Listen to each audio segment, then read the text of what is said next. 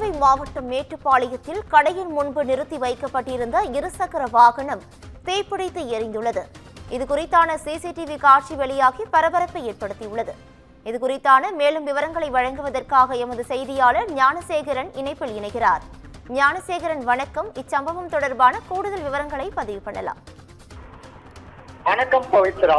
கோவை மாவட்டம் மேட்டுப்பாளையம் கோவை சாலையில் உள்ள ஒரு தனியார் டிபார்ட்மெண்டல் ஸ்டோரின் முன்புறம் நீலகிரி மாவட்டம் பதிவெண் கொண்ட பல்சர் இருசக்கர வாகனம் வந்த நபர் ஒருவர் தனது வாகனத்தை நிறுத்திவிட்டு பொருட்கள் வாங்குவதற்காக டிபார்ட்மெண்டல் ஸ்டோருக்குள் சென்றார். சிறிது நேரம் இருசக்கர வாகனத்தில் இருந்து புகை வர ஆரம்பித்தது. சற்றென்று தீப்பிடித்து எரிய தொடங்கியது.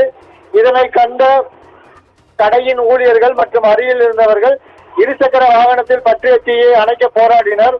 ஆனால் தொடர்ந்து தீ இருசக்கர வாகனம் முழுவதும் பரவி கொழுந்துவிட்டு எரிய தொடங்கியது. பின்னர் தொடர்ச்சியாக தண்ணீர் ஊற்றியதால் தீ அணைத்த போதிலும் வாகனம் ஏறத்தாழ முற்றிலும் எரிந்து சேதமானது. இருசக்கர வாகனத்தில் தீப்பிடித்த காட்சிகள் கடை முன்பு பொருத்தப்பட்டிருந்த கண்காணிப்பு கேமராவில் பதிவாகி இருந்தது. தற்பொழுது அது வெளியாகி அதிர்ச்சியை ஏற்படுத்தி உள்ளது. பவித்ரா, கூடுதல் விவரங்களுக்கு நன்றி ஞானசேகரன்.